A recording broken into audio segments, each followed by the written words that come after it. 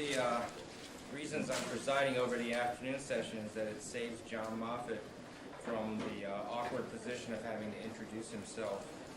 So John's going to be talking about butene isomerization over metal oxygen cluster. Thanks, Scott.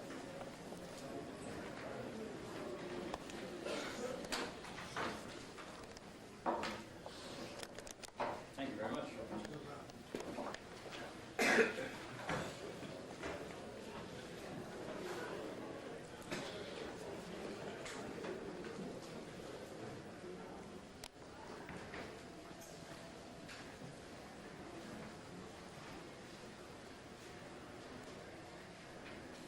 I thought it might be useful this afternoon if I took some minutes of your time and my time to remind you of the nature of what I call metal oxygen cluster compounds. Some people call them heteropoly oxometalates. In so doing, I will also spend some time talking about the isomerization of butene. There are a number of possibilities for these metal oxygen cluster compounds, and I'm only going to speak of those that have so-called Kagan structure.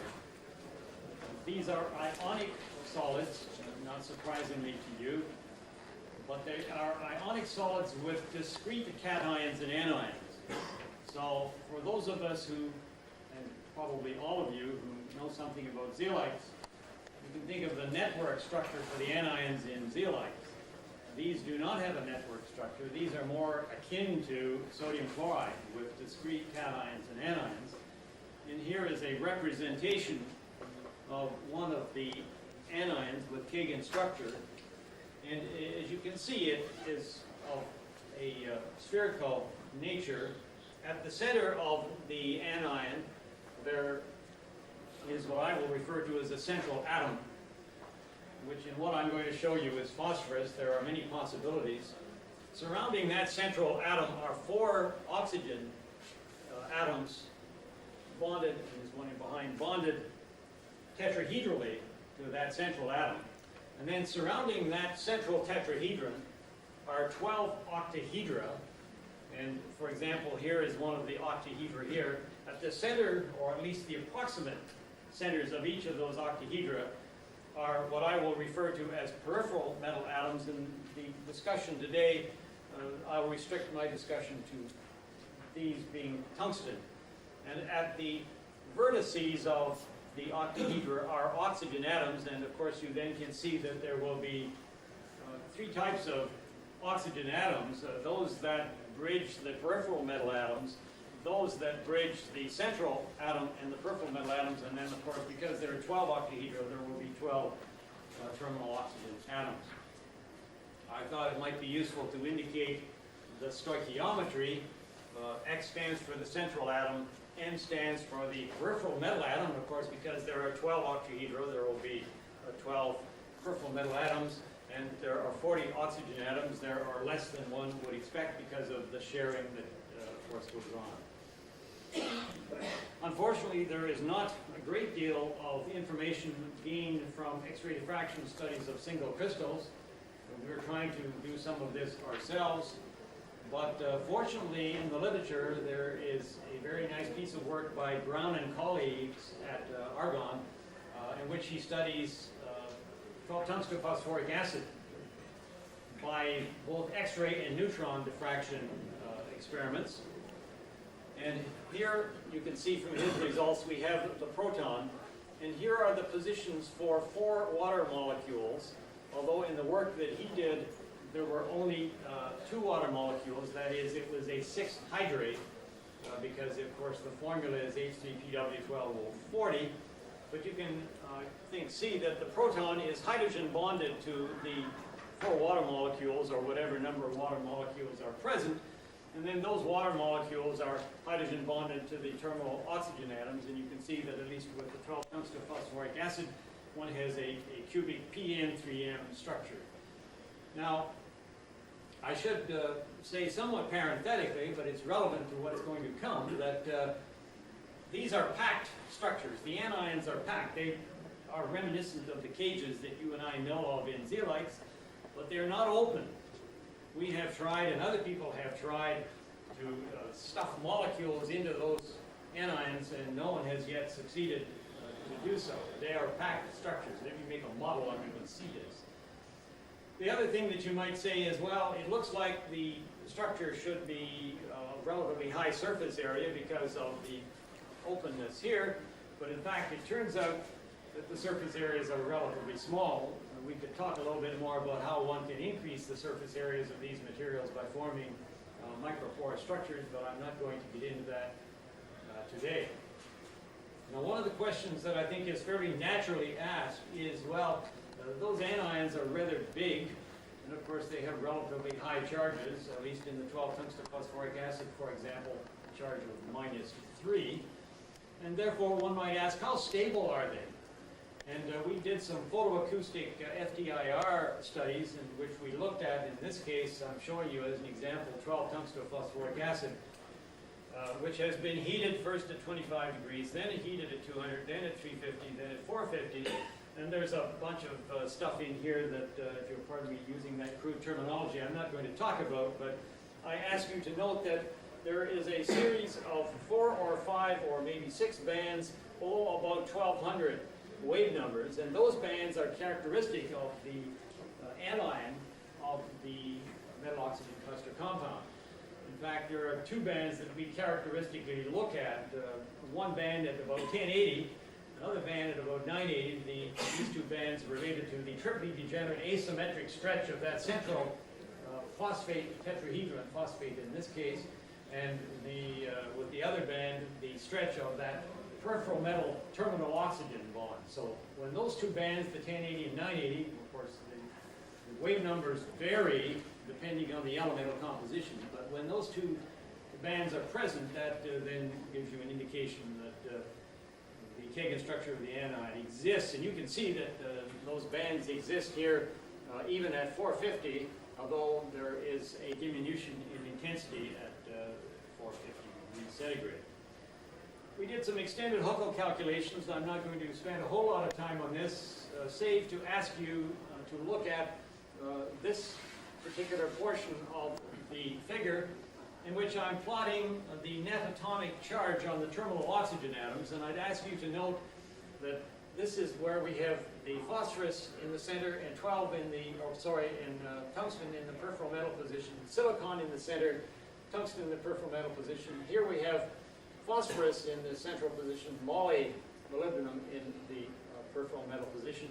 And you can see that the net atomic charges are about the same. They're not identical, but they're very close for the phosphorus tungsten and silicon tungsten case, whereas the net atomic charge, the magnitude of it, is notice we're applying 0 and a negative sign, is higher for the case where we've got moly. And this suggests that if you argue that the proton is coulombically bound to the terminal oxygen atoms, and this will not be exactly so, but it's certainly a good approximation, then one would argue that because of the higher magnitude with the moly, the proton will be more tightly bound, and therefore, in the case of the tungsten species, one would expect that the proton would be less tightly bound, therefore the proton is going to be more mobile, and therefore these tungsten-containing materials would be expected to have higher acidic strength.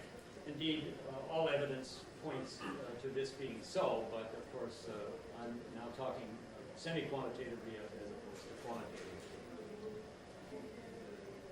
Helmut, Karga, and myself collaborated to produce some differential heats of ammonia on 12 tungsten phosphoric acid, abbreviated as HPW, and I'm not going to spend a lot of time on the niceties of this figure, save to point out that the differential heat of absorption of ammonia lies between about 150 and, say, 200 kilojoules per mole, and that's definitely in the range that most people believe is indicative of, but it doesn't prove, that these things are super acids. The other feature that I need to mention to you as we go is one that's illustrated in this figure. This again is photoacoustic FTIR, in which we are dosing 12 tungsten phosphoric acid with ammonia. And of course you can see that the characteristic bands due to the Kagan structure are present, not surprisingly. We would be in trouble if they weren't. The Ku stands for Kagan unit, that's per anion, and you can see that we are dosing, we have 0.56 ammonias per Kagan unit for anion and so on. You can see the characteristic band here at around 1400, it's due to the formation of NH4 plus is present, and that's not particularly surprising when one is dosing with gaseous ammonia. The most interesting thing from my point of view is that the maximum amount of ammonia that you can get in is about 3 per Kagan unit. And if you remember the stoichiometric structure formula, which is in fact of the acid, which is H3PW12040, then the fact that you can get in 3 ammonias per Kagan unit suggests that you can get in 1 ammonia per proton. But the surface areas are very small. And therefore, what this suggests is that the ammonia, the gaseous ammonia, is capable of penetrating into the bulk structure, not into the anion, but between the cations and the anions. So that the ammonia, the gaseous ammonia molecules, are seeing all of the protons that are present, not just those that are on the surface. And we have done further studies, and other people have as well, to indicate that this is true in general with polar molecules, although there, needless to say, are some restrictions. Well, then let's look at the isomerization of butene. There's too much here, but I will ask you only to note that we've got the acid, we've got the ammonium salt, we've got the acid supported on the ammonium salt, and here we have the acid supported on silica. And to note that the conversions are all pretty much the same, but the selectivities to the isobutene are much less with the 12-tungsten phosphoric acid, which isn't supported, and with the ammonium salt than they are when you begin to support the acid on silica. If you support the acid on silica and do the protium NMRs, it's interesting, and Jacques Frizard had a great deal to say about this sort of thing this morning, so I'm going to be careful not to say too much. But you can see that the chemical shift, not surprisingly in my view, increases as you increase the HPW loading, that is the loading of the 12-tungsten phosphoric acid on the silica, and of course here's the pure 12-tungsten phosphoric acid. Of course, at least in part, that's due to differences in the environment of the protons as you increase the loading of the solid, of the 12-tungsten phosphoric acid on the solid silica. Now then, if you change the loading of the 12-tungsten phosphoric acid on the silica from 5 to 17 to 23 to 29 weight percent, you can see that at the different temperatures and at the different loadings, there is relatively little to distinguish the various conversions. You can see that the conversions all run from about 80 to say 85 or 90% independent of the loading.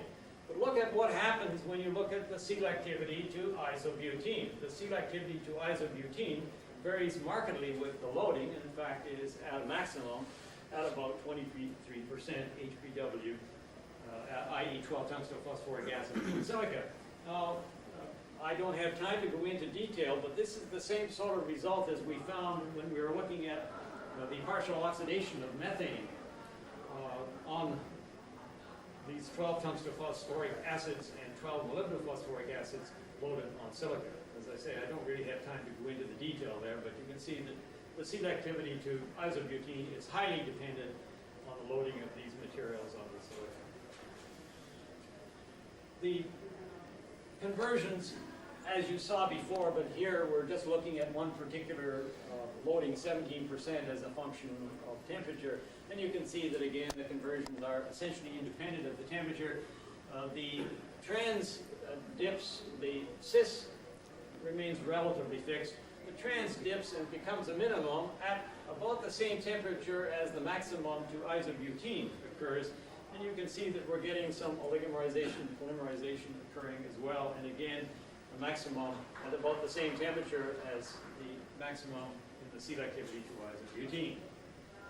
And if you look at the changes in the mass of the catalyst, which is one way that you can change the contact time or residence time, again, the conversions are essentially flat, or not quite, but close. And you can see that the selectivities to trans and cis are dropping, while the selectivities to the iso and the oligomers are increasing, and of course this suggests that the primary materials are trans and cis, and the secondary are the iso and the CNs.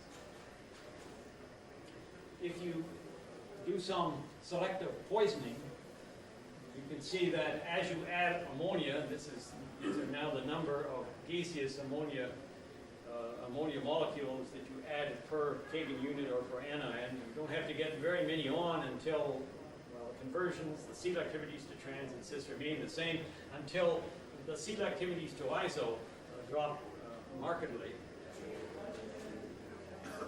And if you do a TPD or do TPDs, this is the silica alone, and this is 5%, 9%, 17%, 23% HPW, and pure HPW.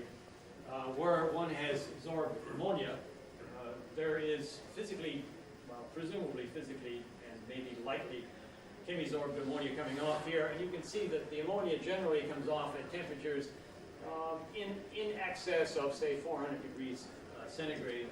And that, again, is indicative of the strength of at least some of the acid sites present on these materials. I wanted to indicate to you that if you look at, because I think it's a natural question, if you look at butene, 1-butene, on these catalysts, what happens to the structure? And what that is what happens to the structure of the catalyst.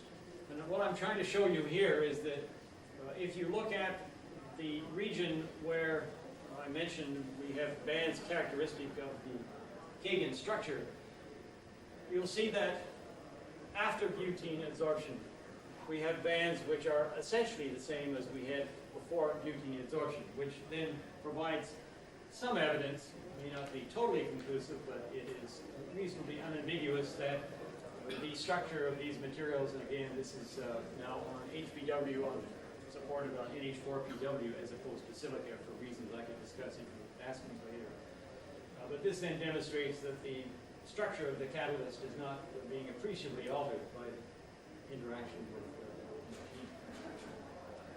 Now, if you look at gaseous butene, all I want you to note here is that there is a set of bands around 3100 that is characteristic of the olefinic bonds in butene.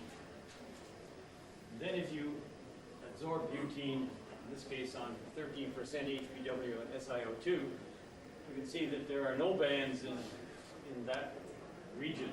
Therefore, that suggests that if you look at all the assignments, which I'm not going to go into, that suggests that when you absorb butene on this catalyst, you're destroying the olefinic bands. In other words, that you have essentially absorbed saturated species, and one, of course, has to be careful not to say that this is necessarily the intermediate, because this may well be the longest bit of species there. It's not uninteresting, at least from my point of view, to look at what happens to a number of the characteristic bands, the 2962, 2933, and 2875, as you expose and then evacuate, again with the 1-butene.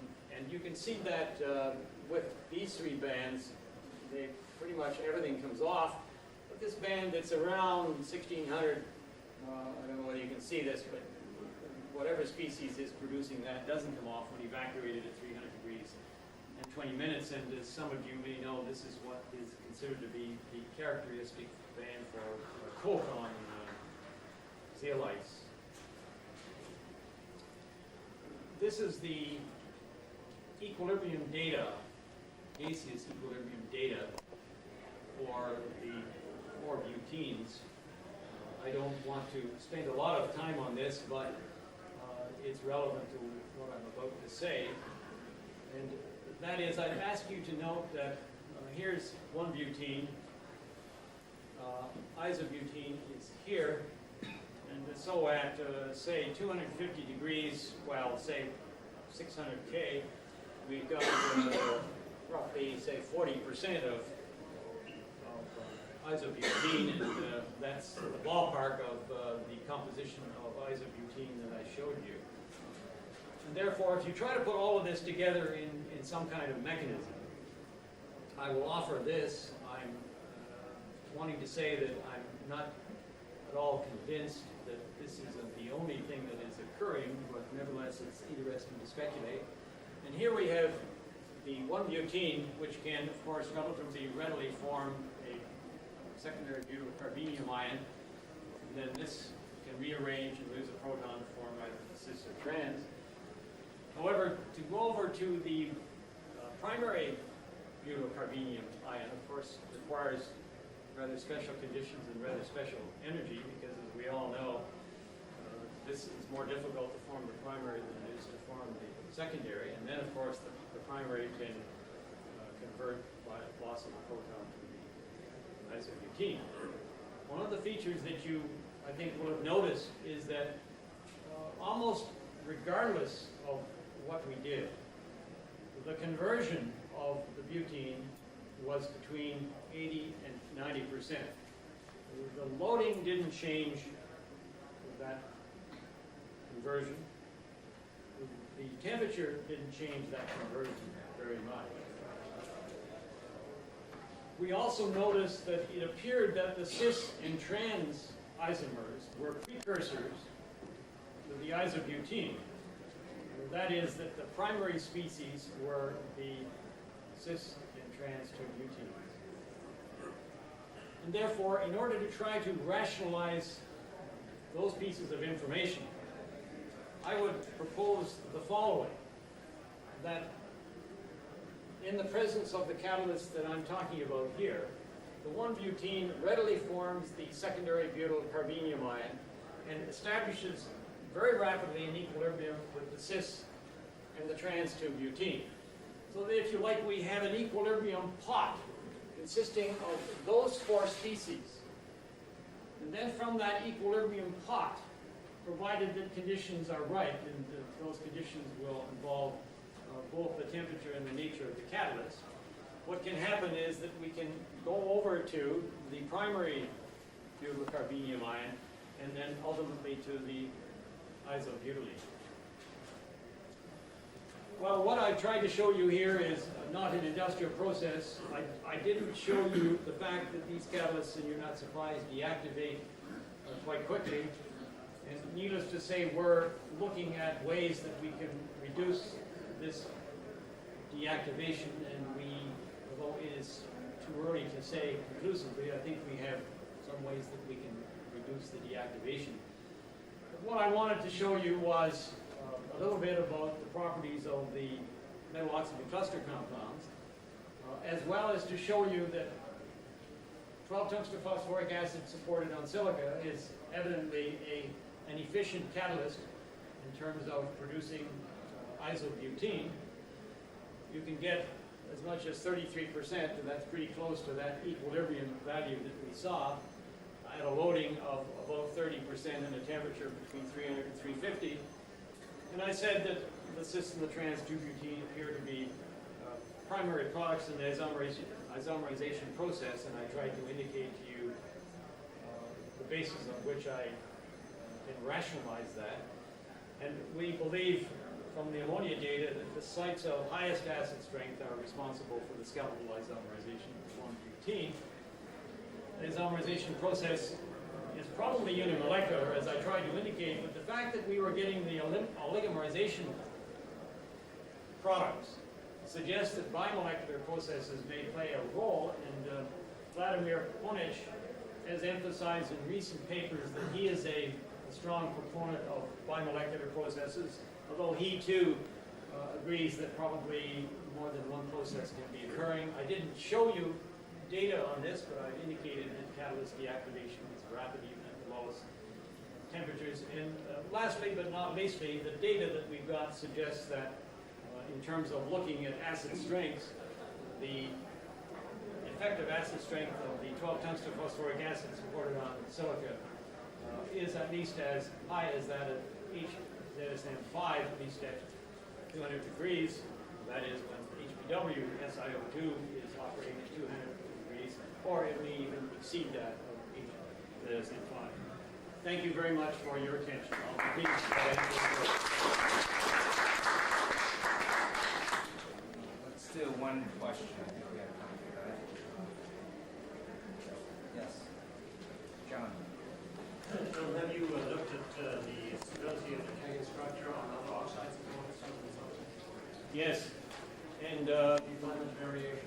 yes, yes, and the reason why, well, it was several years ago that we looked at various supports, and indeed we've come back to that for reasons I won't go into.